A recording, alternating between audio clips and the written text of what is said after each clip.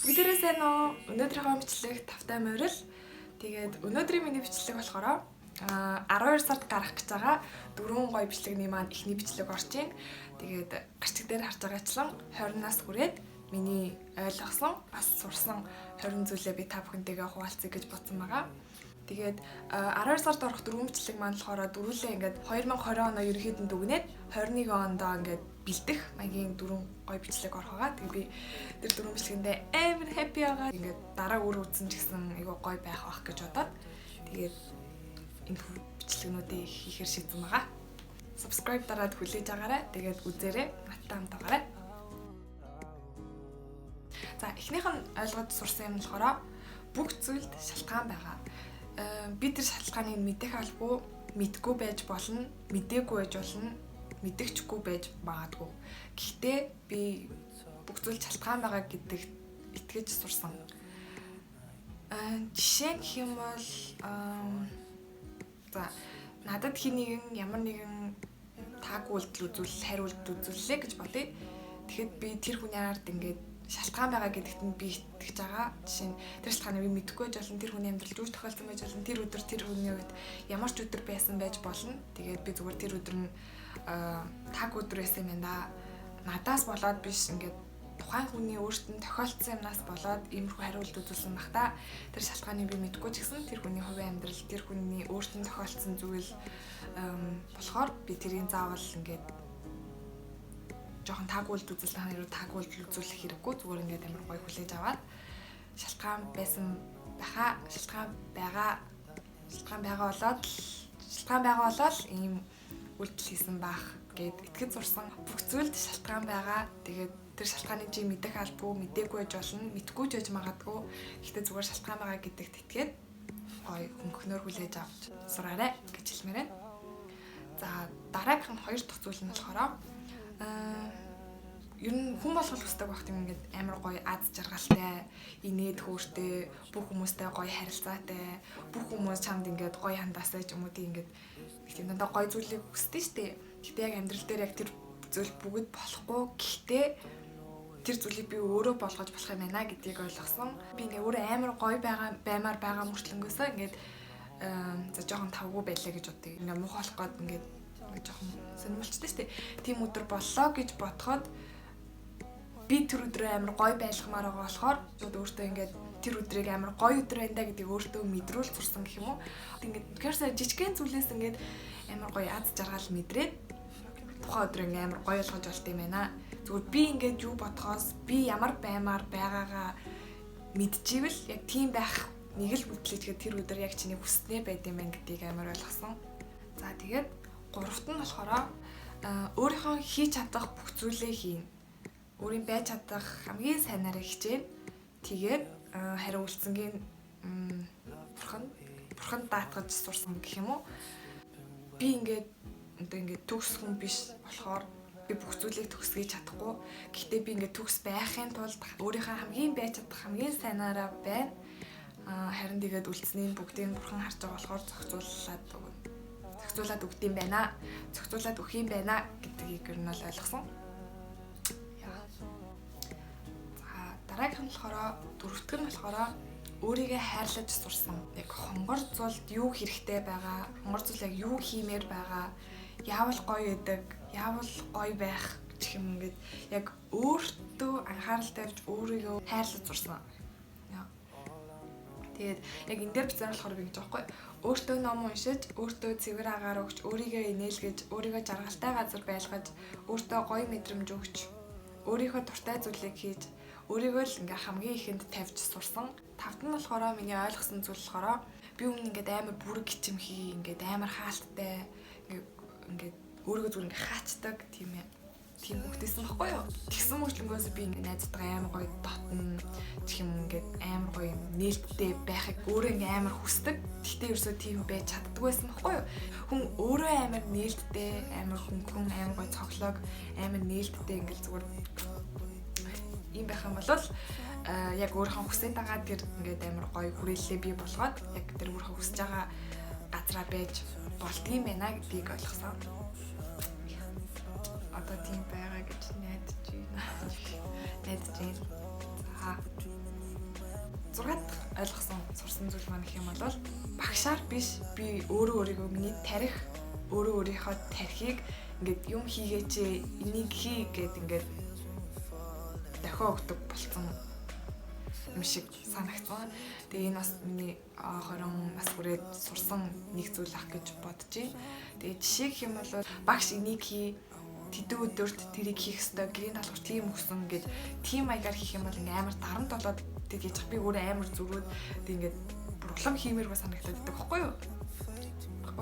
Гэтэ энэ бол ингээд гэтэ би муу сурдаг байгаагүй мэдээл хийдэг байсан л да. Гэтэ ингээд зүгээр их сургуульд ороход ингээд багш одоо чинь ингээ Монголын нууц төвчөг тэдэн өдөрт уншаа тэдэн удаатай тэмдэглэл хиймээ гэдэг. Тэнгүүд ингээд би юус тэр хийж байгаагүй яг үндэ. Тэнгүүд одоо яг ингээд багшаар шахуулахгүй ингээ миний тарих шууд өөрөө ингээд ойлгохтой болсон гэх юм уу? Чи Монголын нууц төвчөг уншаа. Монголын нууц төвчөг ингээд чамд хэрэгтэй. Чи монгол хүн болохоор ингээд тэр номыг ядаж нэг удаа ч гэсэн уншаад үзчихээ гэд миний тарих ингээ өөрөө маань хэлэнгүүт тэр ингээд амар дарамтгүй ингээ амар гоё болж ирээд тэгээ би ингээ номоо амар хурдан тэг ингээ амар гоё тааламжтай амар гоё уншаад дуусгасан. Миний тарих өөрийнхөө тархийг шахаж сурсан.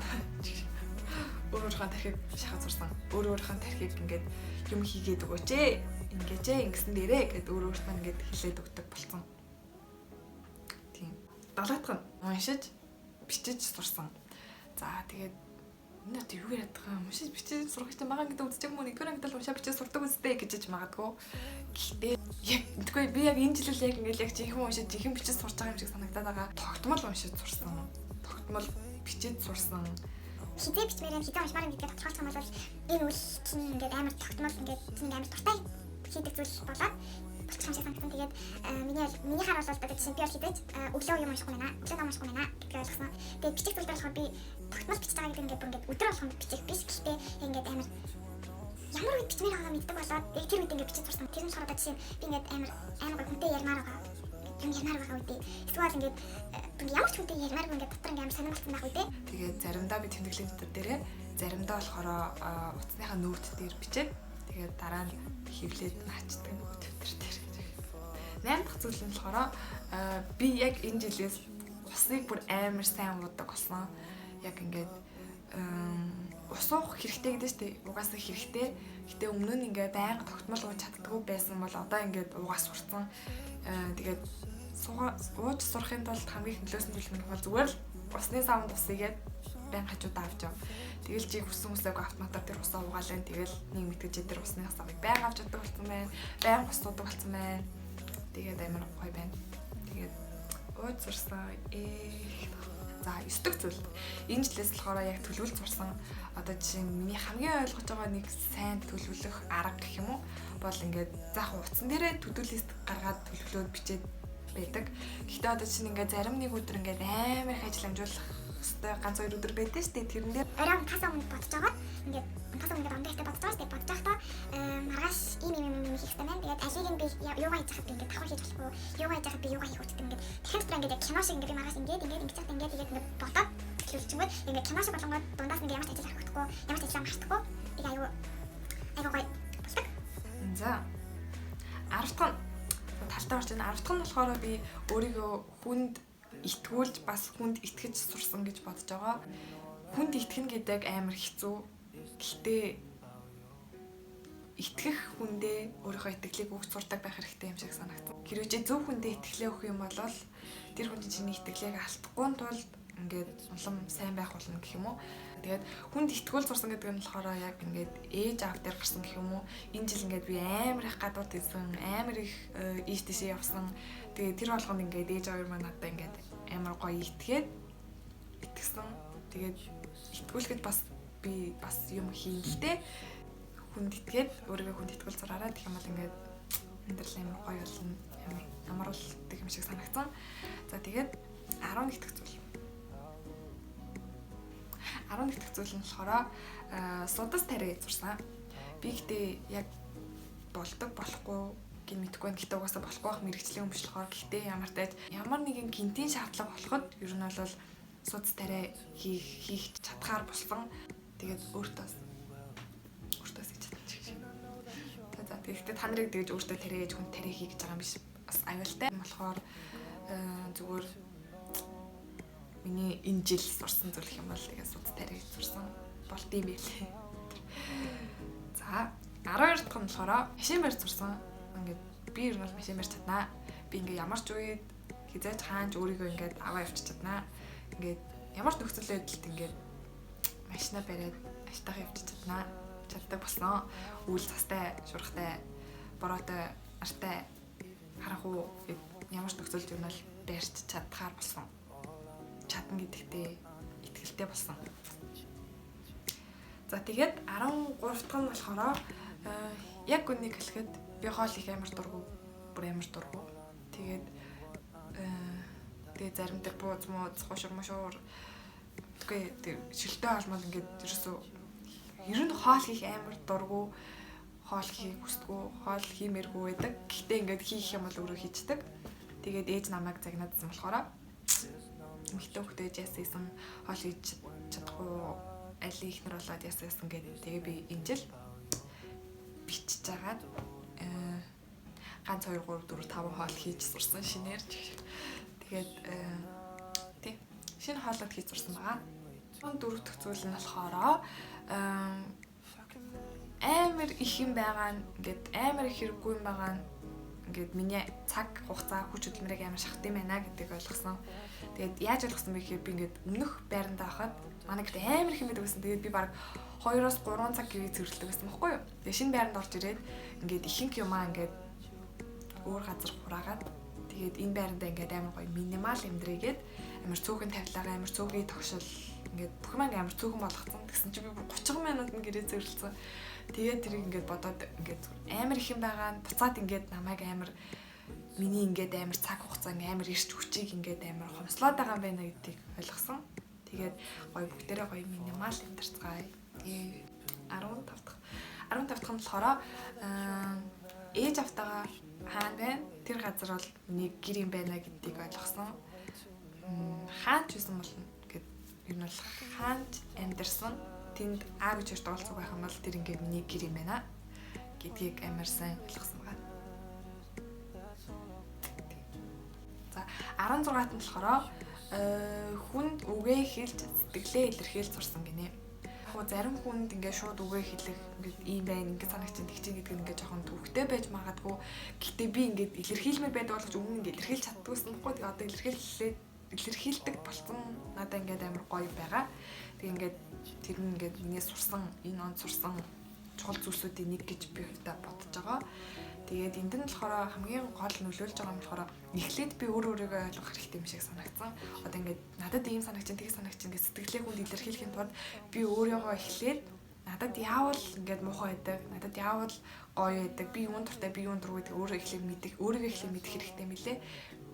Мэдэх хэрэгтэй юм шиг санагдсан. Тэгжээж ингээд тэрийгээ хүнд ингээд тайлбарлаж үгээр илэрхийлдэм байлээ. Тэгээд миний дунд сурсан нэг зүйл энэ л. За тэгээд 17-д нь болохоор хүсэл хэрэгцээ хоёроо ялгаж сураад яг хэрэгцээтэй байгаа юмаа л авч сурсан. Надаа яг миний хэрэгтэй зүйлэл биш бол ингээд авахгүй байж сурсан. За тэгээд 18 дахь нь болохоор теле шоу тоглолтын билетийг, таксиг онлайнаар захиалаа. Эсвэл бол яг ингээд албан ёсны цэг дээрээс нь очиж авах хэрэгтэй гэдгийг ойлгосон.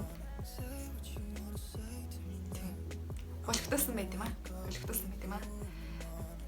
19 дахь нь болохоор тайван хүлээцтэй, төвчээртэй байх гэж хичээдэг болсон. Тэрэн дээр юм байна гэдгийг ойлгосон. Ямар ч үед би ингээд уурлаад нэмэргүй, уур юу гэж хийдэггүй. Зүгээр би түрээд ингээ амар тайван байгаад ерөөсөө уурлахгүй зүгээр ингээд одоо чинь чиний үдээс хашигчжсэн ч гэсэн ингээд чиний уур хурж байгаа гэхдээ тэгэхгүй.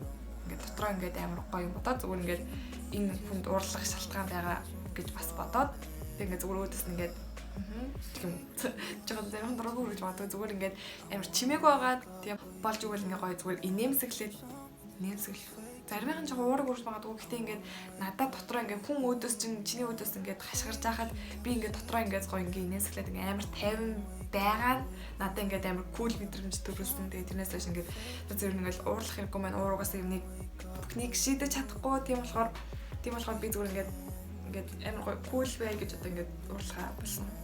орлохгүй байхыг хичээдэг болсон. Тэгээд тэр нь ч гэсэн угаасаа айл талтай ингээд хамаагүй гоё бүх гоё болгоно гэж хэлсэн гэж ойлгосон байгаа. За тэгээд 20-наас хүрээд ойлгосон 20 дахь зүйл. 20 дахь зүйл нь болохоор би ер нь бол өөрийгөө ойлгож сурч байгаа юм байна. Өөрийгөө мэдж сурч байгаа юм байна. Өөрийгөө тань сурч байгаа юм байна гэдгийг ойлгосон.